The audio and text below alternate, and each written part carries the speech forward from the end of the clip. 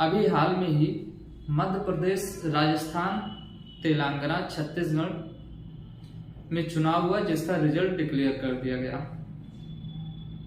और बीजेपी पूर्ण बहुमत से अपना सरकार 3 स्टेट में बना रही है। लेकिन ये मैटर खासकर मध्य प्रदेश का जो चुनाव हुआ है उसको लेके कुछ लोग सुप्रीम कोर्ट में चले गए हैं ईवीएम को लेके, क्योंकि उनका कहना है कि ईवीएम में छेड़खानी किया गया है। हम इसी बात पे आज चर्चा करेंगे। तो सबसे पहले हम बात करते हैं आम जनता जो वोट देती है उसकी क्या वैल्यू होती है। देखिए, आम जनता जो वोट देती है वो एक संवैधानिक अधिकार है, किसी कानून में नहीं लिखा, सीधे संविधान में लिखा है। जब हम आर्टिकल 326 पढ़ेंगे तो वहां राइट टू वोट दिया गया है। इस अधिकार को कोई हमसे छीन नहीं सकता और इस अधिकार में कोई हस्तक्षेप नहीं कर सकता।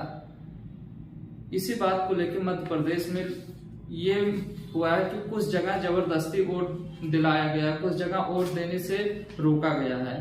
तो यानी कि ये संवैधानिक वायलेशन हुआ। किसी व्यक्ति का अगर संवैधानिक वायलेशन होता है तो ये गलत है। ये एक लोकतंत्र की दृष्टि से ये बहुत ही गलत है, क्योंकि इंडिया डेमोक्रेटिक लोकतांत्रिक कंट्री है। अब दूसरा बात आता है कि इलेक्शन कमीशन। आज के टाइम में चीफ इलेक्शन कमिश्नर जो है राजीव कुमार, इनको कहा जाता है ये बीजेपी के एकदम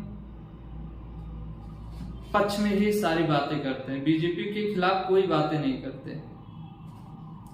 चीफ इलेक्शन कमिश्नर जो संस्था है ये भी संविधान में दिया गया है। जब हम अनुच्छेद 324 पढ़ेंगे वहां पर ही ये चीफ यानी इलेक्शन कमीशन ऑफ इंडिया वहां इसके बारे में दिया गया है।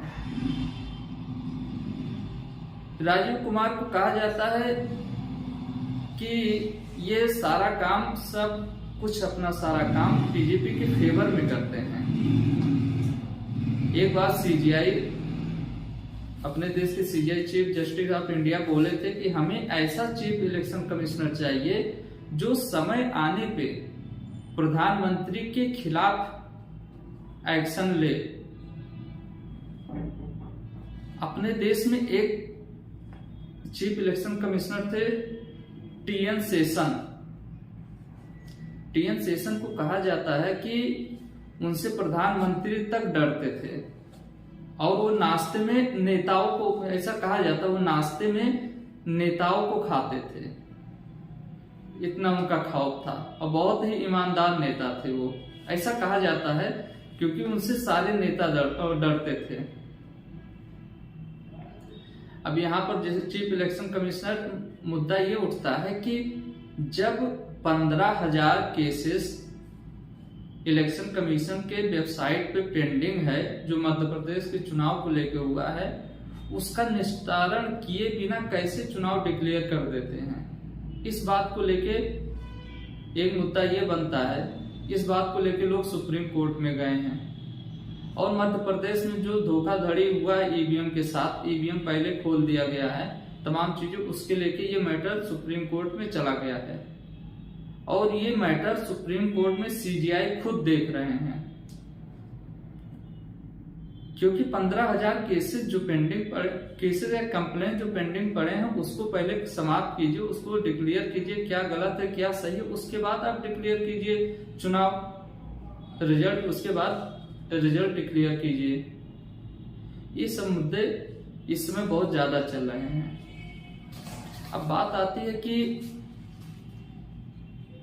क्या जो ईवीएम का यूज होता है, अगर मैंने मान लीजिए मैंने बटन किसी को ईवीएम में बटन दबा दिया, अब मेरे पास क्या प्रूफ है मैंने बीजेपी को वोट दिया, कांग्रेस को वोट दिया, सपा को वोट दिया, किसको वोट दिया? मैं तो बटन दबा के चला आया, मेरे पास कुछ तो प्रूफ होना चाहिए। लेकिन उसके लिए काम तो चल रहा है, लेकिन काम इतनी तेजी से नहीं चल रहा है कि वो जल्दी से हो जाए। मान लीजिए मैंने एक उदाहरण के तौर पे किसी एक पार्टी को, एक एरिया है, मान लीजिए लखनऊ का गोमती नगर, कोई एक खंड ले लीजिए, वहां के लोग वोट दे के आए। अब वहां उस खंड का या उस एरिया का जब चुनाव गिनती शुरू हो जाएगी और जब हम ईवीएम पे किसी एक को वोट दे के आएंगे, हमारे साथ में एक प्रूफ, जैसे एटीएम से पैसा निकालते हैं तो एक स्लिप निकलती है, उसी तरह एक स्लिप निकलनी चाहिए। जब स्लिप निकल के आएगी तो आम जनता के पास ये प्रूफ रहेगा कि मैंने उनको वोट दिया था, उस पार्टी को, फिर भी दूसरी पार्टी क्यों जीत रही है, क्यों दूसरी पार्टी जीत गई, हमारे पास प्रूफ है। एक एरिया का वो लिया जाएगा कि जैसे गोमती नगर का एरिया का, वहां का बैलेट जब खुलता है, यानी कि वहां का गिनती शुरू होती है गोमती नगर की, तो लोग आपस में बैठ के ये दिखाते हैं कि हम देखिए मैंने फला पार्टी को वोट दिया है, फिर भी यहाँ से दूसरी पार्टी कैसे जीत रही है, हमारे पास प्रूफ भी है। तो इसके काम चल रहा है, लेकिन इतनी तेजी से काम नहीं चल रहा है कि समस्या का समाधान हो सके या इसके लिए हमारे पास प्रूफ मिल सके हमको। ये सब सारी बातें हैं।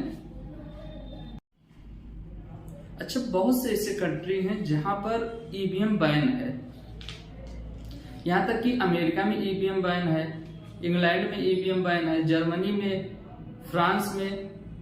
वहीं पर कुछ ऐसे कंट्री हैं जहां ईवीएम बैन नहीं है, जैसे नेपाल हुआ, ब्राजील हुआ, भूटान हुआ। यहाँ पर भी आज भी बैन ईवीएम के माध्यम से ही चुनाव होते हैं। 2009 में सुप्रीम कोर्ट ऑफ जर्मनी ने ये डिक्लेयर कर दिया था, अब ये बोला था कि ईवीएम के माध्यम से चुनाव नहीं होंगे। ये सुप्रीम कोर्ट ऑफ जर्मनी का डिसीजन है, वहां के सुप्रीम कोर्ट ने ये बोला था। वो भी